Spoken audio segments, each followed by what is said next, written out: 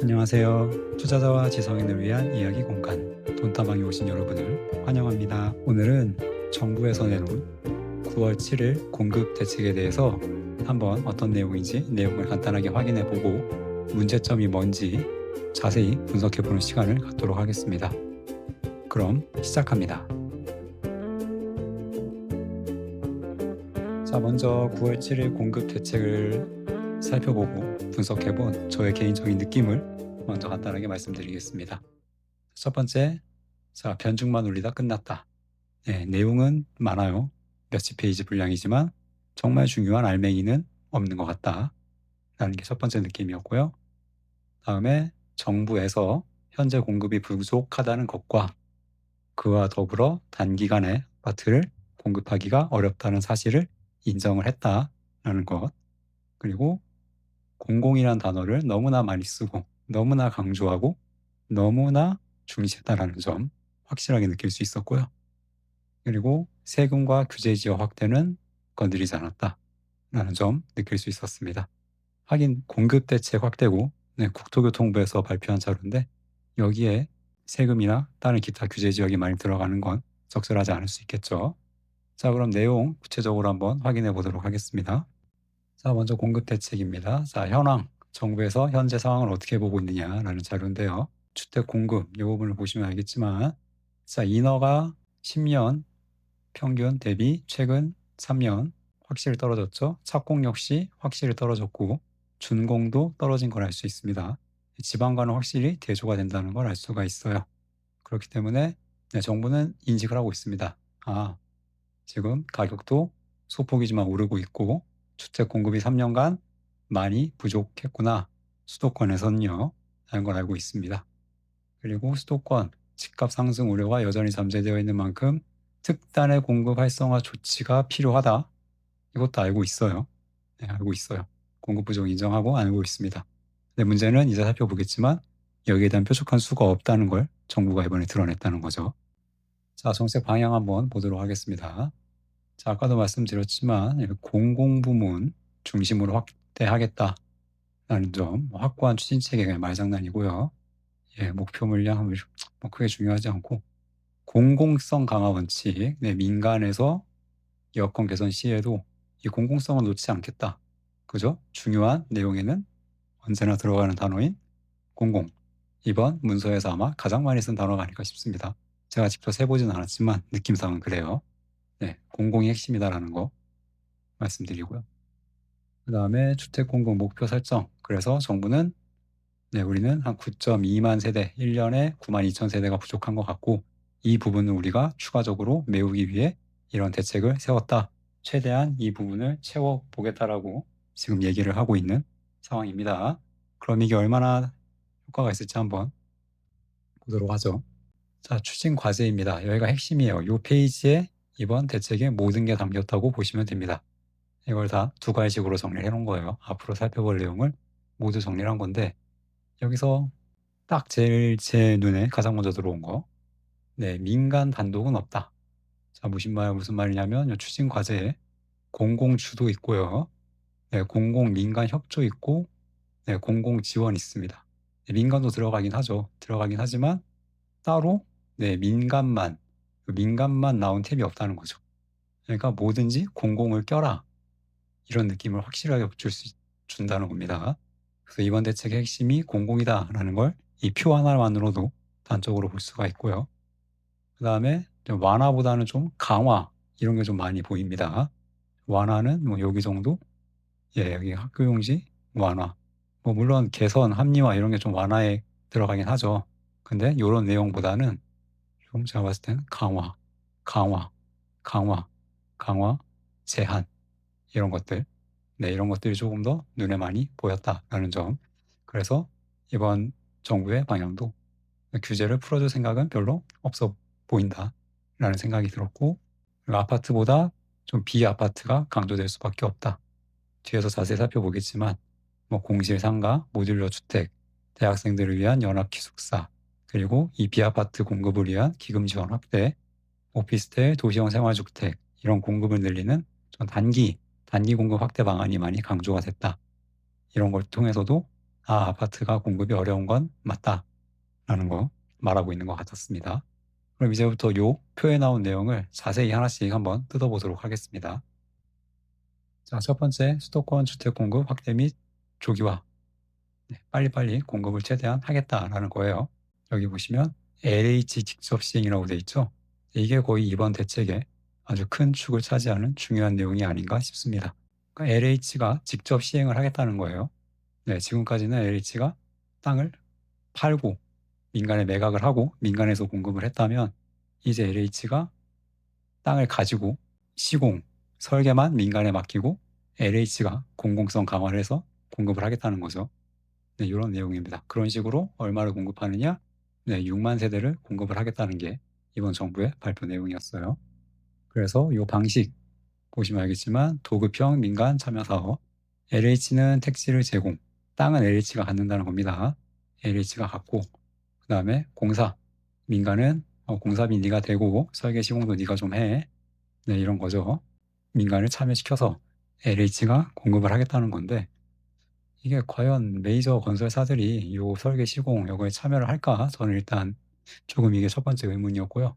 두 번째 의문은 이게 더 핵심인데 LH가 사실 땅 장사 기관이거든요. 그 공공 택지 조성해서 필지 분할해서 민간 건설사에 팔고 다시 회수하고 비용 회수하고 이런 식으로 굴러가는 기관인데 땅을 안 판다는 거잖아요.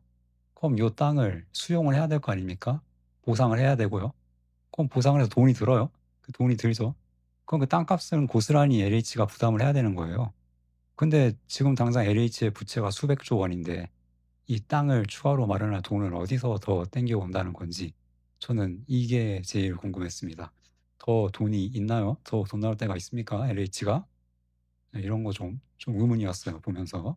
이게 뭐 좋고 나쁘다 떠나서 현실 가능성에 좀 의문이 들었습니다.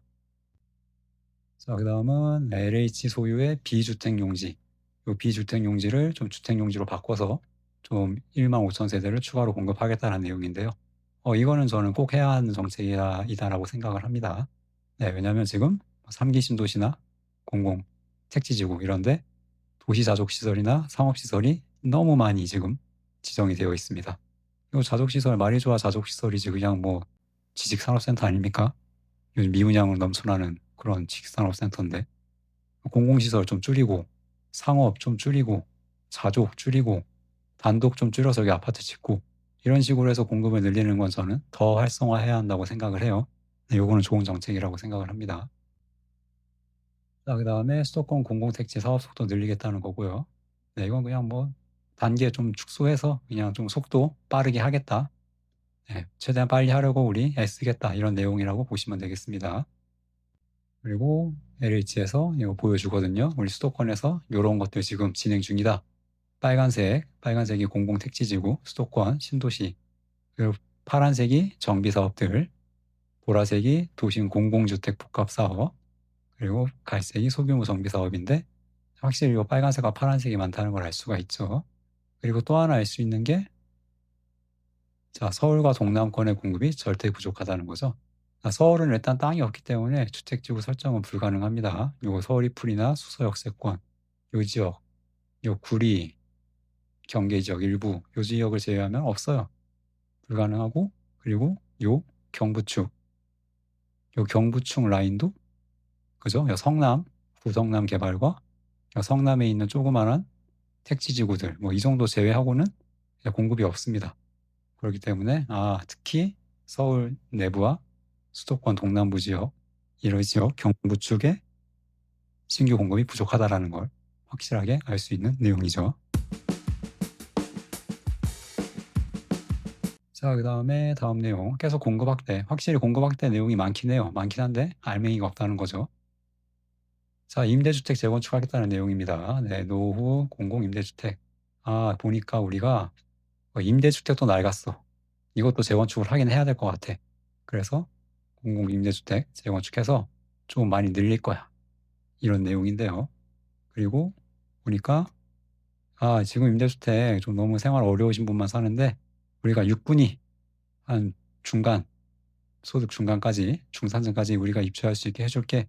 평수도 좀 키워줄게 라고 얘기를 하는데 중산층이 임대 좋아할까요? 그리고 심지어 이게 용적률 최대 500%까지 고밀도로 재건축한다고 하거든요. 용적률 300%도 빡빡하다는 얘기가 나오는데 요 육분위에 사시는 분들이 요 500% 용적률 임대주택 들어가서 평균 20평대 살고 싶으실지 저는 잘 모르겠습니다. 왜 그런지 모르겠어요. 이분들은 사실 임대보다는 그냥 내가 살 집, 바이할 집을 좀 달라는 건데 안 주죠. 알아요. 정부도 아는데 저 일부러 안 주는 것 같아요. 그렇습니다. 네, 지역은 수서 가양 중계라고 합니다. 임대주택 많은, 서울에서 임대주택 많은 대표적인 지역이죠. 자, 그다음에 노후공공청사 개발. 아, 이거 좀 식상하지 않습니까? 학교용지 활용 식상하지 않습니까? 많이 들어보지 않으셨어요? 예, 문재인 정부 때 옛날부터 하던 말이죠. 실현된 적이 없다라는 건 좀 극단적이고 실현이 되긴 됐습니다. 제가 기사를 좀 찾아보니까. 자, 문재인 정부 있었어요. 같은 사업. 근데 34호 지정했는데 단 2곳만 입주를 했다고 합니다. 없다는 말 취소. 거의 없다라고 할게요. 옛날부터 하던 말 실현된 적 거의 없고요. 자, 도심 내 유휴부지 활용하겠다. 네, 서울의 유휴부지 보니까 한 4,000세대 정도 착공할 수 있을 것 같다. 네, 이 중에 강서가 한 600, 강북 1,800, 송파, 서초 합쳐서 한 1,700 정도 되죠. 이거는 뭐 제때 공급만 되면 뭐 서울 공급에 충분하진 않지만 내가 가뭄의 단비 정도는 되지 않을까라고 생각을 합니다. 네, 빠르게 추진되어서 공급이 됐으면 좋겠네요. 네, 뭐 철도역 활용, 대학 유휴부지, 연합기숙사 이런 것도 효과가 크진 않겠지만 없는 것보다 나을 것 같다. 잘 됐으면 좋겠다 생각을 하고요. 그 다음에 재개발 재건축, 정비사업 활성화 대책 내놨습니다. 사실 서울에서 공급할 수 있는 건 정비사업밖에 없기 때문에 굉장히 중요한 대책이에요. 크게 이 정도 볼 수 있는데요. 자, 내용을 보면 요 도심 공공 도심 복합 사업인데요. 내용은 이거예요. 인센티브 주고 절차 개선해서 빠르게 해주고 공원 녹지, 학교 용지 부담 완화 시켜주고 해줄게 하는데 문제는 요 공공에만 한정이 된다는 거죠. 왜 근데 공공에만 한정을 시키느냐. 너무 정부가 공공을 좋아한다라는 느낌이 든 이유고요. 그리고 1기 신도시입니다. 1기 신도시도 사업 추진 빠르게 하겠대요. 이제 뭐 선도지구 지정 안 하고 주민들이 그냥 제안서 만들어 오면 오케이 통과시켜 주겠대요. 결국은 이주 대책. 이주 대책은 본대요. 이주 대책이 잡혀 있지 않고 여유가 없으면 그거 단계 맞겠다고 나와 있어요. 그러니까 이거는 어떻게 보면 속도가 제한된 그런 대책이란 거죠. 근데 이주 대책 세운 지자체가 없어요. 성남시에서도 이주 대책 위해서 그 국토교통부에서 임대주택 짓는다고 하니까 시에서 거부했거든요. 주민들 거부하고. 그러니까 이게 그냥 실용성이 없는 대책이란 거죠, 결국엔. 뭐 빈집 활성화. 서울에 빈집이 있습니까? 네. 그다음에 소규모 주택 정비 사업 활성화. 나홀로 아파트. 결국 소규모 주택 정비면 나홀로 규모 적은 아파트들인데 이거 사람들 별로 안 좋아하죠. 네, 크게 사업성도 나올까 의문이 많이 들고요. 네, 그런 대책이었고 정비사업제도 종합 개편. 네, 요게 그나마 좀 민간과 관계된 그런 대책이긴 한데 여기도 민간과 공공의 이익균형 원칙 하라는 전제가 붙죠. 네, 민간에 이 혜택을 100%안 주겠다는 거예요. 이익균형. 니네 이득을 주면 공공에도 이득을 그에 상응하는 이득을 가져오겠다는 거죠. 이 공공이 좀 무조건 따라 붙습니다. 네, 절대 그냥 안 주겠다는 거예요. 그리고 여기도 보이죠?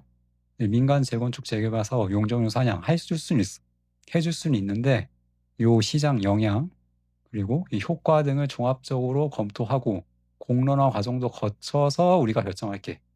그러니까 너무 조건이 많지 않습니까? 그냥 해주면 해주겠다. 이게 그냥 끝이어야 되는데 눈치도 좀 봐야 되고 이게 좀 이게 주택시장 영향도 좀 봐야 되니까 좀 우리가 좀 지켜볼게 이런 내용이잖아요.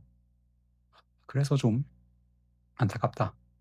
네, 규제를 완화하긴 합니다. 완화하긴 하지만 제가 봤을 땐 사업성 개선보다는 좀 기간 단축, 시간을 좀 줄이겠다. 여기에 혜택을 좀 많이 주는 것 같고요.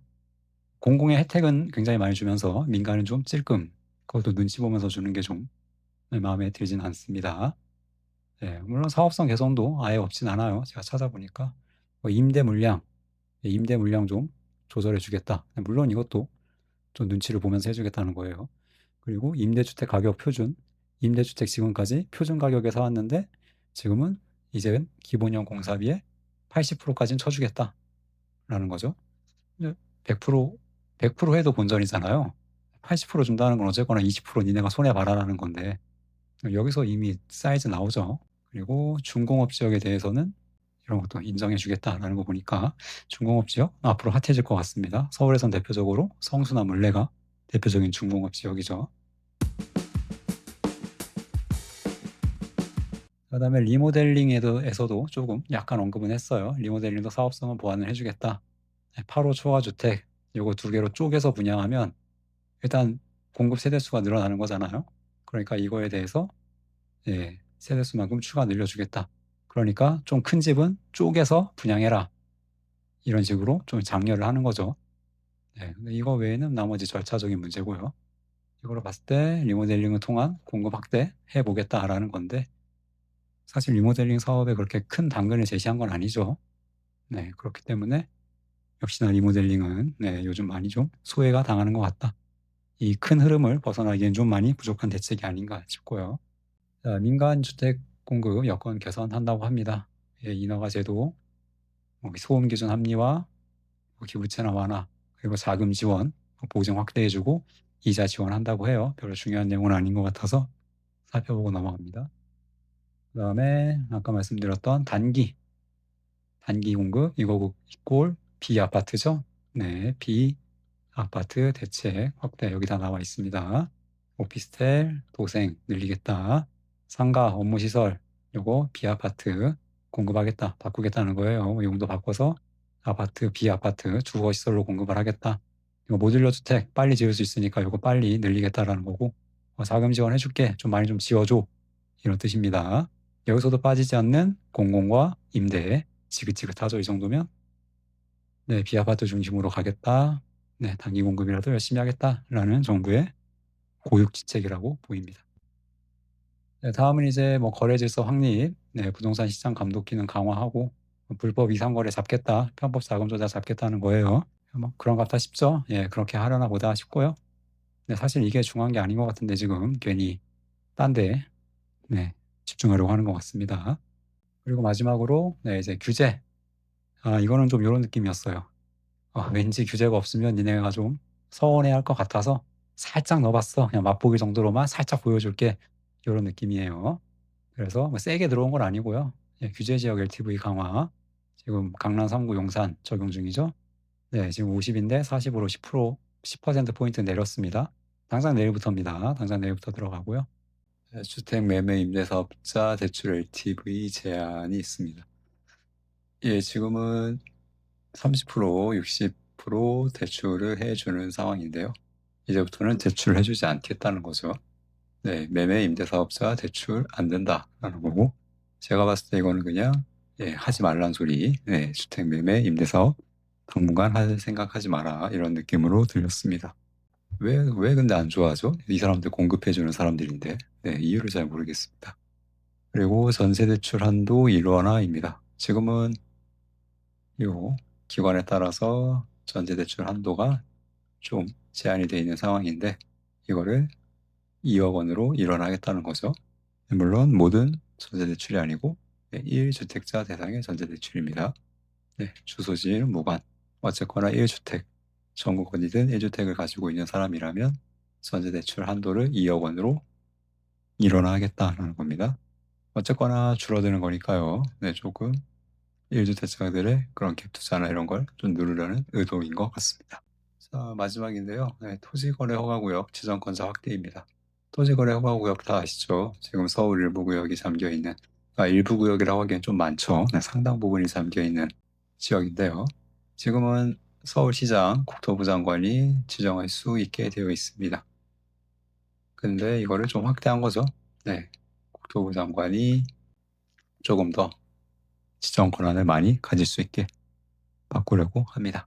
그래서 이제부터 서울시 상관없이 전 국토부 마음대로 지정을 할 수 있게 확대했다는 거고 왠지 앞으로 좀 향후 추가 지정할 수 있는 가능성을 열어둔 것 같아요. 이제 좀만 오를 것 같다 그러면 토지거래 허가구역 묶어버리겠다 이런 시그널을 좀 주는 것 같은데 규제는 시장을 이길 수 없죠. 이런 걸 봤을 때 조금 걱정이 되는 대목입니다. 역시나 좀 규제 일련도로 이번 정책이 나오지 않았나 싶습니다.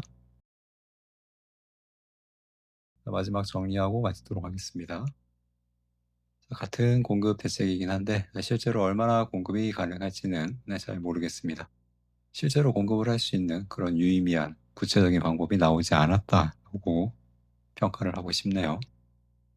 새 정부의 부동산 정책 방향을 확실하게 이번 정책 발표 통해 알 수 있었습니다. 공공 중심의, 임대 중심의, 무엇보다 규제가 중심이 되는 그런 정책이 앞으로도 나올 것 같다. 왠지 이전 정부를 다시 보는 것 같은 그런 느낌을 지울 수 없었습니다.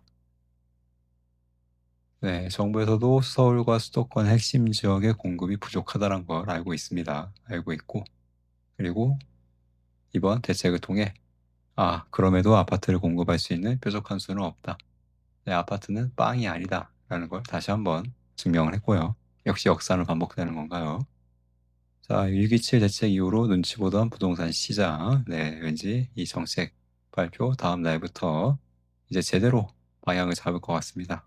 이거 당분간 오르겠구나. 정부도 방법이 없구나. 라는 걸 좀 보여준 그런 정책이 아닌가 싶습니다.